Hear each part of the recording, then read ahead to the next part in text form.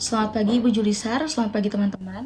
Kami dari kelompok 4 akan mempresentasikan proyek akhir kami yang berjudul Analisis Kelemahan Pengendalian Internal dan Pengembangan Sistem Informasi Akuntansi berbasis teknologi untuk meminimalkan risiko kecurangan berbasis topik fraud, internal control, dan role SIA pada PT Garuda Indonesia. Baik, yang pertama ada latar belakang masalah. Jadi pada penelitian ini saya membahas tentang pengendalian internal dan fraud, khususnya pada kasus Garuda Indonesia tahun 2018. Jadi pengendalian internal penting karena memastikan laporan keuangan andal, operasi berjalan efektif dan perusahaan patuh terhadap regulasi. Nah, jadi dan juga inti permasalahannya adalah walaupun perusahaan besar biasanya sudah punya sistem kontrol, kasus Garuda Indonesia menunjukkan masih ada kelemahan serius. Mereka tuh mengakui pendapatan sebesar 239 juta USD, padahal secara akuntansi pendapatan itu belum layak diakui. Akibatnya laporan keuangan yang seharusnya rugi malah terlihat seperti laba. Nah, penyebab utamanya, kelemahan ini muncul dari beberapa komponen penting pengendalian internal. Yang pertama ada control environment, jadi ada tekanan kuat untuk membuat laporan terlihat bagus hingga mendorong manipulasi. Yang kedua ada control activities, di mana pemisahan tugas dan otorisasi tidak berjalan semestinya. Dan yang ketiga ada monitoring, itu pengawasan internal dan eksternal tidak mendeteksi manipulasi sejak awal. Lalu di sini saya akan menjelaskan tentang masalah pada sistem informasi akuntansi. Jadi selain kontrol internal, sistem SIA Garuda pun juga punya kelemahan. Sistemnya belum mendukung seperti ada audit trail yang kuat, integrasi data, dan juga ada validasi otomatis. Dan lalu akibatnya transaksi bisa dicatat tanpa verifikasi yang memadai. Nah, jadi kenapa penelitian ini penting? Karena itu penelitian ini penting agar kita memahami bagaimana kelemahan kontrol menyebabkan fraud serta bagaimana SIA berbasis teknologi dapat membantu mencegah dan mendeteksi manipulasi. Nah, tujuannya adalah menganalisis kelemahan mengendali internal melalui risiko fraud yang terjadi dan memberikan rekomendasi sistem kontrol serta SIA yang lebih efektif bagi Garuda Indonesia. Selanjutnya, berdasarkan latar belakang mengenai kelemahan pengendalian internal dan risiko fraud pada Garuda Indonesia, maka rumusan masalah penelitian ini adalah sebagai berikut. Yang pertama, bagaimana kelemahan pengendalian internal pada Garuda Indonesia berdasarkan komponen KOSO, Internal Control Framework, dan bagaimana kelemahan tersebut membuka peluang fraud pada kasus manipulasi laporan keuangan pada tahun 2018. Nah, selanjutnya yang kedua, jenis-jenis risiko kecurangan apa saja yang muncul akibat lemahnya pengendalian internal di Garuda Indonesia dan bagaimana tingkat tersebut dapat diklasifikasikan dan dinilai menggunakan pendekatan Enterprise Risk Management atau IRM. Selanjutnya yang ketiga, itu sejauh mana sistem informasi akuntansi yang digunakan Garuda Indonesia mampu mendukung proses pengendalian internal, melindungi aset, serta menjaga integritas laporan keuangan. Apakah terdapat kelemahan pada sistem informasi akuntansi yang memungkinkan terjadinya manipulasi transaksi atau pencatatan pendapatan seperti kasus tahun 2018? Nah, yang keempat, bagaimana rancangan sistem informasi akuntansi berbasis teknologi yang dapat digunakan untuk memperkuat pengendalian internal Garuda, khususnya melalui automation, digital audit trail, role based, access control, serta integrasi database. Selanjutnya yang kelima, pengendalian internal berbasis teknologi apa saja yang perlu diterapkan Garuda Indonesia baik IT General Controls maupun Application Controls agar sistem yang digunakan efektif dalam mencegah dan mendeteksi mengoreksi potensi pada fraud. Oke, selanjutnya kita akan membahas tentang 1.3, yaitu tujuan penelitian. Nah, yang pertama itu ada mengidentifikasi kelemahan pengendalian internal Garuda Indonesia, yang mana itu menjelaskan bagian-bagian pengendalian internal Garuda yang lemah dengan memakai kerangka KOSO, yaitu Control Environment, Risk Assessment, Control Activities, Information and Communication, serta Monitoring. Jadi fokus utamanya adalah bagaimana kelemahan seperti lemahnya pengawasan manajemen, kontrol pencatatan pendapatan yang tidak berjalan, serta monitoring yang kurang efektif, akhirnya membuka peluang terjadinya fraud di tahun 2018. Penelitian ini tuh juga menghubungkan kelemahan ini dengan fraud triangle, yaitu tekanan, peluang, dan rasionalisasi. Selanjutnya yang kedua itu adalah mengevaluasi risiko kecurangan akibat lemahnya pengendalian, yang mana ini tuh kita harus mengidentifikasi jenis-jenis risiko fraud yang muncul, seperti penyalahgunaan aset perusahaan, rekayasa laporan keuangan seperti kasus pendapatan di 2018, sama potensi korupsi dalam kerjasama dan kontrak. Nah, penilaian dilakukan atau penilaian risiko ini tuh dilakukan dengan pendekatan Enterprise Risk Management atau IRM untuk melihat seberapa besar potensi dan dampak fraud yang terjadi. Nah, terus yang ketiga yaitu adalah menilai efektivitas sistem informasi akuntansi Garuda. Yang mana kita tuh harus menilai bagaimana sistem informasi akuntansi Garuda itu mengolah data, melindungi aset, menjaga keakuratan laporan keuangan dan mendukung keputusan manajemen. Yang mana juga dievaluasi apakah si Garuda ini tuh sudah memenuhi prinsip reliable system, yaitu confidentiality, terus privacy, processing integrity, availability, dan security. Jadi fokus khususnya diberikan pada celah SIA yang membuat rekayasa pengakuan pendapatan PT Mahata itu tidak terdeteksi. Selanjutnya yang keempat, itu merancang SIA terintegrasi berbasis teknologi, yang mana itu merancang sistem informasi akuntansi yang lebih modern dan terintegrasi dengan fitur seperti otomatisasi pencatatan transaksi, terus proses data real time, digital audit trail, pengaturan akses berbasis peran, sama integrasi data operasional dan keuangan. Nah, rancangan ini itu mencakup general control dan application control untuk mencegah manipulasi data keuangan. Nah, selanjutnya yang kelima itu mengusulkan pengendalian internal berbasis teknologi. Nah, yang mana itu kita harus memberikan rekomendasi kontrol internal berbasis teknologi yang sesuai standar KOSO, COBIT, IT, General Control, dan Application Control. Fokusnya itu untuk menciptakan kontrol yang mencegah fraud, mendeteksi penyimpangan secara cepat, dan mengoreksi kesalahan, terutama pada area yang paling rawan seperti pendapatan, pengeluaran, dan kontrak pihak ketiga. Terus yang keenam itu adalah menganalisis dampak implementasi teknologi terhadap pencegahan fraud. Nah, yang mana ini tuh untuk menilai seberapa besar pengendalian internal Garuda tuh dapat meningkat setelah penerapan SIA yang lebih canggih. Termasuk itu dari mengurangi peluang fraud, meningkatkan transparansi data, mempercepat deteksi anomali, sama memperkuat fungsi monitoring manajemen. Analisis ini tuh nunjukin gimana teknologi itu dapat membantu mencegah memanipulasi laporan seperti yang terjadi di tahun 2018. Oke, selanjutnya kita akan membahas mengenai 1.4, yaitu manfaat penelitian. Nah, ini mana penelitian itu memberikan kontribusi pada pengembangan ilmu akuntansi, pengendalian internal, dan sistem informasi akuntansi melalui kasus Garuda Indonesia. Nah, yang pertama itu ada manfaat teoritisnya, yaitu ada memperkaya literatur atau memperkuat teori tentang kelemahan pengendalian internal dan fraud. Jadi penelitian itu nunjukin kalau lemahnya control environment, control activities, dan monitoring itu dapat membuka peluang terjadinya fraud. Hal ini tuh memperjelas teori fraud triangle khususnya pada aspek opportunity. Terus ada menambah kajian akademik SIA, yaitu penelitian tuh menemukan bahwa kurangnya integrasi data, lemahnya audit trail, dan akses kontrol yang tidak ketat itu membuat manipulasi pendapatan itu bisa terjadi. Yang mana itu tuh menegaskan teori bahwa security, processing, integrity, dan role-based access sangat penting untuk mencegah fraud. Terus untuk menguatkan teori integrasi IRM SIA. Jadi studi ini tuh nunjukin bahwa fraud tidak terdeteksi karena proses risk assessment dan monitoring yang lemah. Temuan ini tuh memperjelas bagaimana IRM dan SIA itu harus bekerja bersama untuk mendeteksi dan mengurangi risiko fraud. Selanjutnya itu ada manfaat praktis bagi Garuda Indonesia, yang mana penelitian itu memberikan manfaat langsung yang bisa dipakai Garuda untuk memperbaiki sistem dan pengendalian internal, yaitu untuk mengungkapkan titik lemah pengendalian internal, yang mana penelitian itu ngasih gambaran jelas area yang harus diperbaiki, seperti pemisahan tugas, otorisasi transaksi, monitoring pendapatan, pengawasan pencatatan akuntansi. Nah, hal ini tuh berkaitan langsung dengan kasus manipulasi laporan keuangan di 2018. Terus memberikan rekomendasi peningkatan SIA, termasuk hal ini tuh termasuk ada audit trail yang tidak bisa dihapus atau diubah, terus juga pencatatan real time, akses kontrol berbasis peran, sama validasi otomatis untuk kontrak kerjasama. Yang perbaikan ini tuh membuat SIA Garuda lebih aman dan andal. Selanjutnya yang ketiga itu ada meningkatkan efektivitas kontrol berbasis teknologi.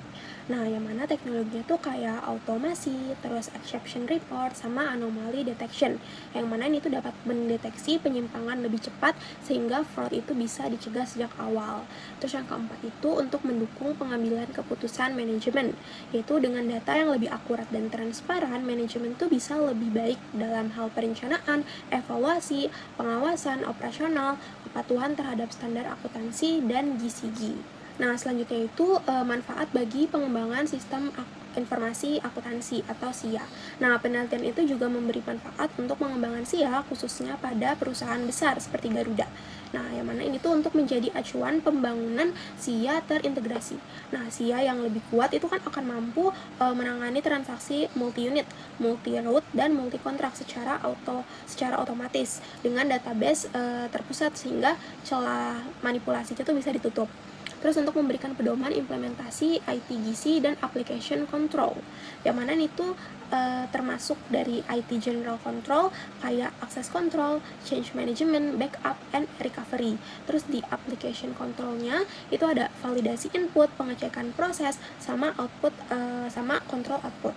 Nah, mana itu penting karena lemahnya kontrol tersebut itu berkontribusi pada manipulasi data Garuda. Terus untuk mendorong penerapan security framework. Nah, ini tuh meliputi dari enskripsi data, terus digital audit trail, sama pendeteksi anomali. Jadi semua ini tuh membantu mencegah manipulasi transaksi dan menjaga kelancaran operasional.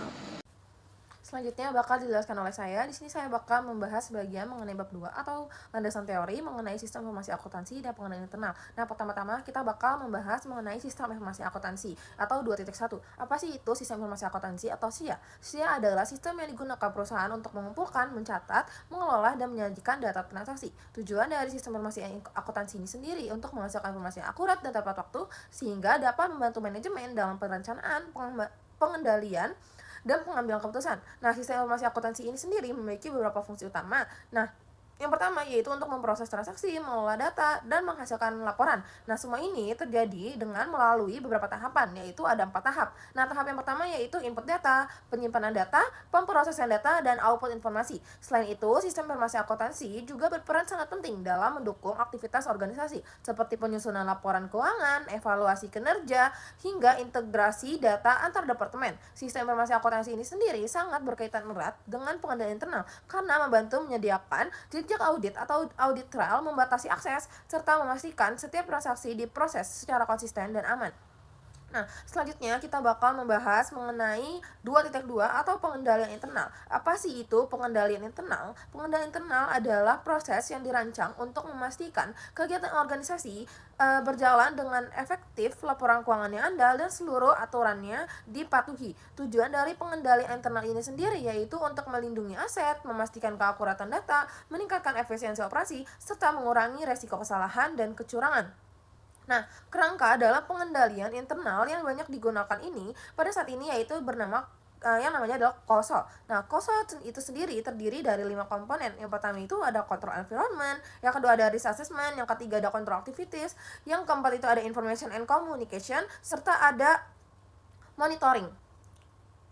Nah, selain itu juga ada yang namanya Enterprise Risk Management atau ERM yang membantu organisasi melihat dan mengelola resiko secara lebih menyeluruh dan terintegrasi. Dalam pengendalian internal ini terdapat 3 jenis pengendalian. Nah, yang pertama itu adalah preventive control atau yang mencegah kesalahan tersebut untuk terjadi. Jadi kita mencegah agar kesalahan ini tidak terjadi di masa yang akan datang atau di masa depan. Yang kedua itu ada detective control yang mendeteksi kesalahan. Nah, yang selanjutnya itu atau yang terakhir ada yang namanya corrective control yang memperbaiki kesalahan agar tidak terulang lagi. Pada kondisi ini kesalahan itu sudah terjadi sehingga kita mengevaluasi diri agar kesalahan tersebut tidak terjadi lagi. Salah satu prinsip penting dalam pengendalian internal itu adalah segregasi tugas, yaitu pemisahan antara fungsi otorisasi, pencatatan, dan pengelolaan aset yang tujuannya itu adalah untuk mencegah penyalahgunaan wewenang dan meminimalkan peluang terjadinya kecurangan. Sekian penjelasan dari saya mengenai sistem informasi akuntansi dan pengendalian internal. Selanjutnya bakal dilanjutkan oleh rekan saya.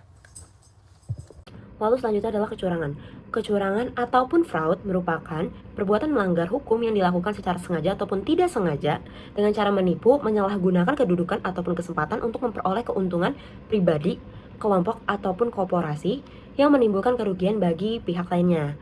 Nah, biasanya ini ditujukan kepada profesi-profesi yang memiliki integritas seperti akuntan yang memiliki integritas terhadap pekerjaannya.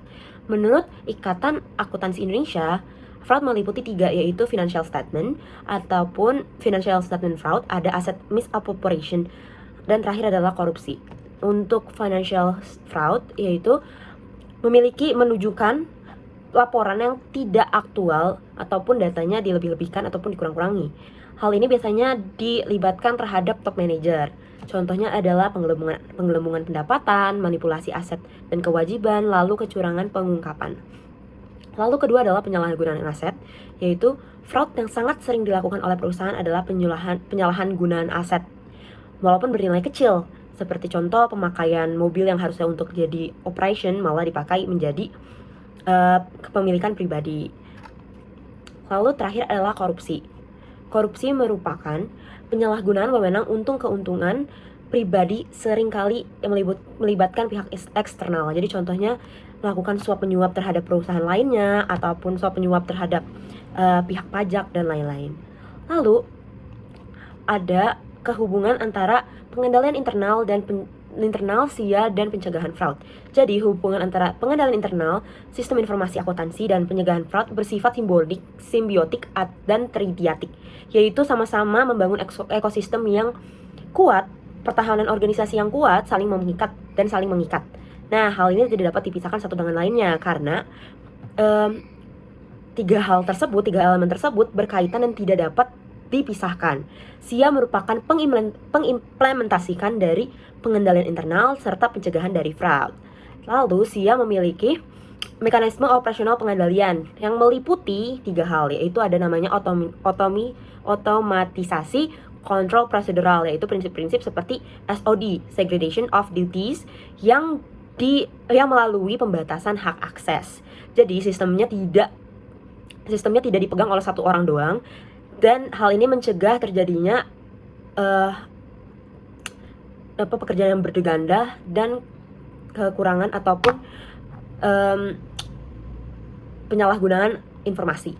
Lalu ada namanya embedded controls, yaitu kontrol preventif dan detektif dibangun langsung ke dalam alur sistem bisnis. Contohnya adalah validasi otomatis terhadap nomor-nomor invoice duplikat, pembatasan nominal transaksi berdasarkan otorisasi, lalu ada sistem matching terhadap purchase order dan lain-lain. Lalu terakhir adalah real-time monitoring dan alerting. Nah, di SIA, sistem informasi akuntansi, dilengkapi dengan dashboard dan automated alert, yang memungkinkan kalau seandainya ada kecurigaan terhadap aktivitas tertentu dapat dimonitoring dan secara real time dan dilakukan secara alerting gitu loh. Jadi dia merupakan bagian dari kerangka COSOC. Baik, pada bagian ini saya akan membahas bagian profil PT Garuda Indonesia dan kronologi pada terjadinya fraud pada tahun 2018. Garuda Indonesia adalah maskapai penerbangan nasional yang berdiri sejak 1949 dengan nama Garuda Indonesian Airways dari maskapai rintisan pasca kemerdekaan. Garuda berkembang menjadi salah satu maskapai terbesar di Asia Tenggara dan kini berstatus sebagai perusahaan publik yang terdaftar di Bursa Efek Indonesia dengan kode GIAA. Sebagai flag carrier, Garuda memiliki peran strategis dalam konektivitas nasional, diplomasi udara, dan mendukung sektor pariwisata Indonesia. Dari sisi sejarahnya, Garuda memulai operasionalnya menggunakan pesawat Dakota DC-3 dan mengalami pertumbuhan besar di era 1970 sampai 1990 melalui modernisasi armada dan pembukaan rute internasional. Pada awal 2000-an, Garuda sempat menghadapi tekanan finansial sehingga melakukan restrukturisasi besar-besaran, namun berhasil bangkit dan kembali meraih reputasi internasional seperti penghargaan 5-Star Airline dan World Best Cabin Crew. Pada tahun 2019, Garuda melakukan IPO sehingga perusahaan mengikuti aturan tata kelola dan standar pelaporan keuangan yang lebih ketat. Model bisnis Garuda berfokus pada layanan full service karir dengan dua sumber utama pendapatan, yaitu pendapatan penerbangan atau core revenue berasal dari tiket penumpang, bagasi, kargo, charter, dan layanan ground handling. Pendapatan kedua berasal dari non-core revenue, yaitu non penerbangan seperti layanan wifi dan hiburan, program Garuda Miles, kerjasama komersial, serta pendapatan dari anak perusahaan seperti Citylink. Dalam tata kelola perusahaan, Garuda memiliki struktur corporate governance yang terdiri dari RUPS, Dewan Komisaris, dan Direksi. Perusahaan juga menaungi beberapa anak perusahaan yang mendukung diversifikasi bisnis. Secara finansial, 5 tahun sebelum 2018, Garuda mencatatkan kerugian beruntun akibatnya tingginya biaya operasional dan beban utang, kondisi tekanan keuangan inilah yang menjadi faktor penting mengapa Garuda rentan terhadap praktik manipulasi pelaporan yang kemudian memuncak pada tahun 2018. Selanjutnya saya akan membahas kronologi kasus kecurangan Garuda Indonesia. Kasus kecurangan Garuda Indonesia pada tahun 2018 berasal dari kerjasama dengan PT Mahata Aeroteknologi terkait layanan Wi-Fi dan hiburan di pesawat. Nilai kontrak ini mencapai 239,94 juta US dollar. Permasalahan muncul ketika Garuda langsung mengakui seluruh nilai kontrak tersebut sebagai pendapatan, padahal Mahata belum melakukan pembayaran dan manfaat ekonominya belum terima. Tindakan ini dikategorikan sebagai revenue recognition fraud karena tidak sesuai dengan PSAK yang mengharuskan pendapatan hanya diakui jika imbalan telah benar-benar terrealisasi. Pengakuan pendapatan yang tidak sah ini membuat laporan keuangan 2018 terlihat jauh lebih baik.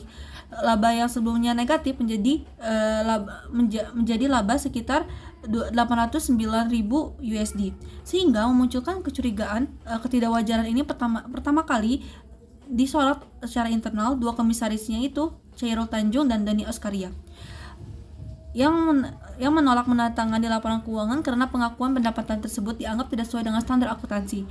Meski demikian, laporan tetap dipublikasi oleh mayoritas direksi. Kontroversi ini kemudian menarik perhatian regulator, yaitu OJK dan BAI, dan Kementerian Keuangan melakukan investigasi dan menyimpulkan bahwa pendapatan dari Mahata tidak memenuhi kriteria pengakuan pendapatan. OJK pun memerintahkan Garuda untuk melakukan restatement dan penyajian ulang laporan keuangan dalam waktu 14 hari. Setelah hasil investigasi diumumkan, regulator menjatuhkan sanksi kepada direksi, komisaris, dan auditor eksternal. Masing-masing pihak menandatangani laporan keuangan dikenai denda sekitar 100 juta rupiah. Sementara auditor dibukukan izin auditnya selama 1 tahun. BAE juga menjatuhkan sanksi tambahan. Pada Juli 2019, akhirnya Garuda merilis laporan keuangan yang telah restated.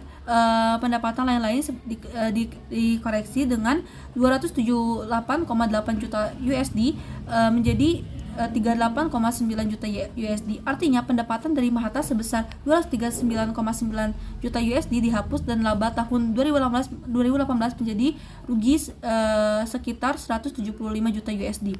Kontrak dengan Mahata juga dibatalkan secara resmi. Setelah koreksi laporan dilakukan, manajemen Garuda mengakui kesalahan dan menyatakan bahwa restatement ini merupakan bentuk kepatuhan terhadap standar akuntansi dan aturan regulator. Meskipun secara kas tidak ada perubahan karena Mahata memang belum membayar secara laporan keuangan, kasus ini membatalkan klaim laba 2018, kembali menunjukkan posisi rugi yang sebenarnya. Selanjutnya, kita akan masuk kepada pembahasan inti kita, yaitu analisis kelemahan pengendalian internal dengan menggunakan metode KOSO atau the Committee of Sponsoring Organization of the Tradeway Commissions. Nah, ini itu adalah kerangka kerja pengendalian internal yang sudah diakui dan digunakan secara luas untuk memperkuat statement yang kami punya. Nah, yang pertama ada control environment. Nah, control environment ini adalah dasar dari sebuah komponen. Nah, dia adalah penentuan kesadaran suatu organisasi dalam beroperasi. Hal-hal ini bisa mencakup integritas manajemen, filosofi, hingga komitmen dan kompetensi. Nah, di sini kita bisa tahu bahwa internal control lewat control environment itu di PT Garuda itu memiliki komitmen, etika, dan integritas manajemen yang lemah. Nah, ini bisa dilihat dari mana? Nah, kita bisa melihat bahwa PT Garuda mengakui pendapatan dari Mahata sebesar 239,94 juta US dollar sebagai other or compensation income or right to install connectivity dan entertainment services. Nah, hal ini tidak memenuhi standar akuntansi. Mengapa demikian? Karena dia diakui sebagai revenue, sedangkan kas sama sekali tidak masuk. Nah, apabila kas sama sekali tidak masuk namun dia sudah dianggap sebagai revenue, maka hal itu dinilai tidak sah sesuai dengan PSAK. Nah, bahkan pada saat laporan ini dipublikasikan, ada 2 komisaris Garuda yang menolak menandatangani laporan keuangan 2018 karena dinilai pendapatan tersebut bermasalah namun tetap dipublikasikan sehingga menimbulkan restatement. Nah, maka dari hal-hal yang sudah saya sebutkan tadi, ini menunjukkan bahwa ada manajemen internal yang buruk, di mana komisaris tidak dinilai penting karena tidak dianggap suaranya, dan juga PT Garuda lebih mementingkan citra daripada integritas mereka, di mana mereka tetap mempublikasikan laporan keuangan yang salah tersebut pada tahun 2018. Selanjutnya ada risk assessment, yaitu proses identifikasi dan analisis risiko yang relevan untuk mencapai tujuan. Nah, kita menilai bagaimana PT Garuda bisa mengelola resiko-resiko yang mereka punya. Dan ternyata pada kasus ini Garuda gagal menilai resiko ketidakmampuan Mahathir membayar. Nah, $249,94 juta bukanlah nominal yang kecil. Nah, dikatakan bahwa pada restatement $249,94 juta itu dihapuskan karena klaim belum dibayar. Nah, diketahui juga bahwa pada restatement kontrak Mahathir dibatalkan secara resmi oleh Garuda, dan seharusnya sebelum laporan keuangan ini keluar, terlebih lagi dengan mencatat nominal besar sebesar $249,94 juta, seharusnya PT Garuda sudah bisa menilai ketidakmampuan bayar PT Mahathir. Nah, pada saat kontrak mencatat atau menyatakan nominal besar, seharusnya PT Garuda sudah mencari terlebih dahulu atau sudah menggali informasi terlebih dahulu mengenai riwayat-riwayat PT Mahathir, apakah dia bisa membayar piutangnya, atau apakah tren bayar ya secara konstan bagus terus. Nah, seharusnya PT Garuda sudah bisa menilai kemampuan bayar Mahathir dari transaksi sebelumnya. Namun PT Garuda gagal mengelola secara baik risk atas counterparty-nya. Nah, dia juga tidak memiliki prosedur skenario.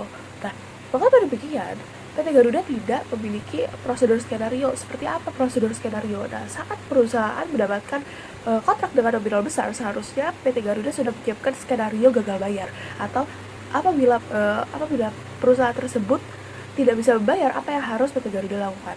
Namun ternyata memang Garuda belum mempersiapkan skenario gagal bayar dari PT Mahathir karena sudah terbukti dari pencatatan yang salah atau laporan keuangan yang sudah diterbitkan dengan pencatatan yang tidak memenuhi standar PSAK.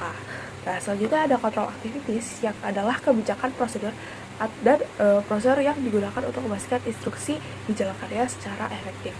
Nah, kita bisa tahu kalau misalnya pada control activities ini PT Garuda memiliki segregation of duties yang lemah. Nah, harusnya pada sebuah perusahaan besar ada pemisahan fungsi antara subdepartemen, terlebih lagi di finance. Ada yang mengatur untuk melihat kontrak-kontraknya, ada yang memang untuk control financial. Nah, terlebih lagi dengan nominal ratusan juta dolar yang sangat besar. Nah, seharusnya memang ada informasi yang disampaikan dari subdepartemen ke subdepartemen lain secara cepat dan full of information, karena bisa mengurangi adanya kesalahan-kesalahan yang ada.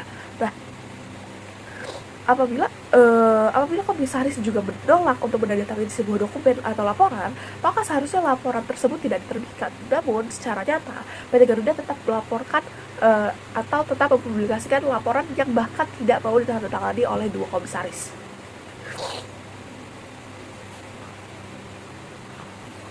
Selanjutnya ada information and communication, yaitu kajian atau penilaian informasi keuangan dan operasional diproses dan dikomunikasikan. Nah, di sini kita bisa mengetahui bahwa sebenarnya PT Garuda tidak memiliki sistem informasi akuntansi yang handal dalam memberikan informasi. Apabila PT Garuda memiliki sistem informasi akuntansi yang baik dan memadai, maka hal-hal ini bisa di-prevent atau bisa dihindari.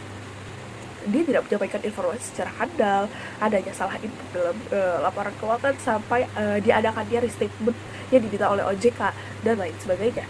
Nah, mereka juga PT Garuda juga tidak memiliki komunikasi internal yang transparan. Nah, hal tersebut bisa dilihat dari ketidakinginan dua komisaris untuk menandatangani laporan keuangan namun tetap dipublikasikan oleh PT Garuda. Nah, yang terakhir ada monitoring activities, yaitu proses penilaian kegiatan kualitas kinerja lewat pengendalian internal dari waktu ke waktu atau monitor. Nah, PT Garuda ini memiliki kegagalan audit internal dan eksternal. Nah, mengapa demikian? Karena laporan restatement muncul apabila memang ada kesalahan yang dinilai perlu ditinjau ulang oleh Bursa Efek Indonesia dan juga OJK. Nah, apabila sudah adanya restatement, maka diketahui bahwa audit internal dan eksternal itu gagal dalam memfilter atau dalam mengaudit laporan yang ada. Nah, terlebih hal ini mencakup dengan nominal ratusan juta dolar. Nah, maka di sini dikatakan bahwa audit internal dan eksternal gagal dalam menindaklanjuti pengakuan pendapatan yang tidak sesuai dengan PSAK. Nah, selanjutnya mereka juga tidak ada monitoring terhadap kontrak jangka panjang. Apabila kontrak tersebut selalu dipantau dan juga dipertanggungjawabkan setiap bulan atau setiap beberapa bulan, maka hal ini bisa tidak terjadi karena pada setiap bulan PT Mahata bisa saja ditagih atas revenue yang tercatat ini. Nah, seharusnya apabila memang tidak ada pembayaran atau tidak ada kas masuk atas revenue selama beberapa bulan dengan nominal yang fantastis seperti 200 juta dolar itu, maka seharusnya PT Mahata sudah ditandai sebagai red flag. Nah, karena yang tadi pencatatan atas revenue sharing harus memiliki kas masuk. Nah, selanjutnya saya ingin bahas mengenai pengembangan sistem informasi akuntansi untuk mengurangi fraud. Nah, yang pertama ada real time dashboard. Nah, mengapa saya mengatakan real time dashboard? Nah, real time dashboard ini saya ajukan untuk menunjukkan data-data penting secara real time. Nah, hal ini untuk membantu setiap departemen dalam mendapatkan informasi yang paling baru dan juga secara real time, secara maksimal, dan tidak lambat penyampaian informasinya ke pihak-pihak lain.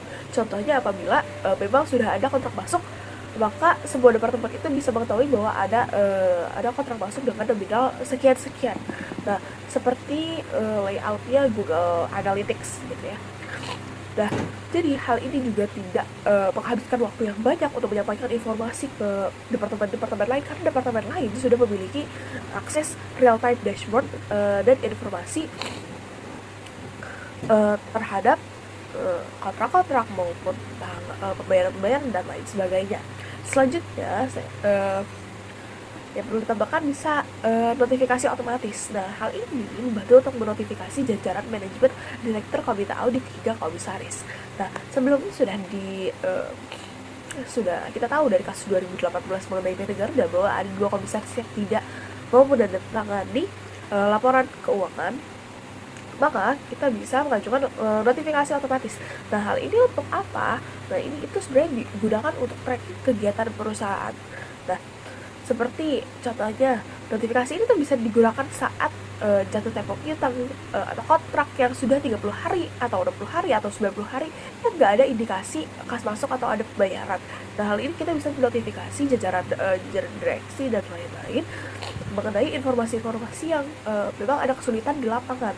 Nah, terlebih lagi mereka juga harus ada notifikasi seperti kalau misalnya memang perusahaan tidak ada progres pembayaran atau perubahan jurnal atau memang ada penandatanganan kontrak bernominal besar. Nah, hal ini atau notifikasi ini bisa muncul berupa email atau pop-up dari sistem aplikasi perusahaan dan lain sebagainya. Nah, selanjutnya ada contract approval workflow. Nah, contract approval workflow ini apa? Nah, dari namanya contract approval workflow. Jadi, untuk menyetujui sebuah kontrak, maka kita harus melalui hierarki yang ada. Nah, terlebih lagi apabila kontraknya itu berjumlah besar. Nah, hal ini bisa mencegah kita untuk adanya kasus-kasus seperti yang di 2018 silam. Nah, yang pertama adalah pemfilteran by system, di mana misalnya kontrak-kontrak tersebut difilter dulu bisa dari nilai kontraknya atau jenis kontraknya, besarnya risiko, dan sampai durasi kerjasamanya. Nah, di situ di filtering system itu sistem itu mengidentifikasi perusahaan tersebut. Nah, riwayat bayar mereka bagaimana, riwayat kredit mereka bagaimana, terus ini perusahaannya valid atau tidak, dan lain sebagainya. Nah, apabila sistem menolak hal tersebut, maka kontrak tersebut tidak bisa dilanjutkan ke pihak berikutnya. Sedangkan memang kontrak yang sudah valid, maka bisa dilanjutkan ke bagian atau departemen selanjutnya. Nah, setelah tidak di-reject oleh sistem, si kontrak ini direview oleh bagian legality. Lalu setelah dari bagian legality, baik lagi di-approve oleh manajer divisi legal atau supervisornya. Nah, setelah sudah direview oleh manajer divisi legal, bisa lanjut ke yang atas lagi atau audit internal. Nah, habis itu kontrak tersebut direview lagi oleh direksi yang terkait sehingga bisa disalurkan ke komisaris. Nah, apabila komisaris udah ACC nih mengenai kontrak ini, baru dia bisa mendapatkan approval. Nah, ini itu untuk mencegah hal-hal yang tidak diinginkan dan juga tidak membuat jajaran direksi kaget dengan kontrak-kontrak, apalagi yang kontraknya benar besar terus tiba-tiba memang tidak bisa dibayar pada akhirnya. Nah, ini untuk mencegah hal tersebut juga. Nah, selanjutnya ada role based access control, di mana ini adalah mekanisme pengendalian internal dalam sistem informasi akuntansi yang membatasi hak akses pengguna berdasarkan fungsi dan tanggung jawabnya. Nah, role based access control ini memastikan adanya pemisahan tugas sehingga tidak ada satupun individu yang mulai memproses hingga menyetujui transaksi secara bersamaan. Nah, terlebih lagi pada kasus ini, si role based access control ini mencegah pengakuan pendapatan karena staf tidak memiliki akses untuk mengotorisasi jurnal pendapatan material, dan sistem secara otomatis mengharuskan approval dari level yang lebih tinggi. Nah, hal ini mengatakan bahwa tidak bisa adanya semena-mena penggantian atau perubahan yang dilakukan oleh manajemen tanpa sepengetahuan orang-orang yang memang memiliki role besar dalam sebuah perusahaan.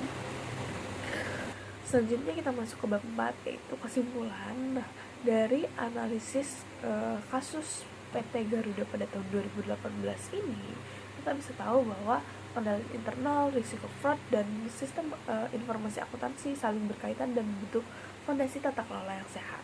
Dan untuk meningkatkan efektivitas ketiga aspek tersebut, perusahaan perlu memperkuat pengendalian internal, meningkatkan edukasi dan pengawasan terkait fraud, dan mengembangkan sistem informasi yang lebih terintegrasi dan berbasis teknologi. Nah, penguatan peran audit internal dan evaluasi berkala juga terhadap sistem juga penting agar pengendalian tetap relevan dan responsif terhadap perubahan resiko. Dan dengan langkah-langkah tersebut, perusahaan dapat memperbaiki kualitas pelaporan, meningkatkan transparansi, dan mengurangi potensi terjadinya kecurangan. Sekian presentasi dari kami. Kami minta maaf apabila ada salah kata dan tutur bahasa. Terima kasih.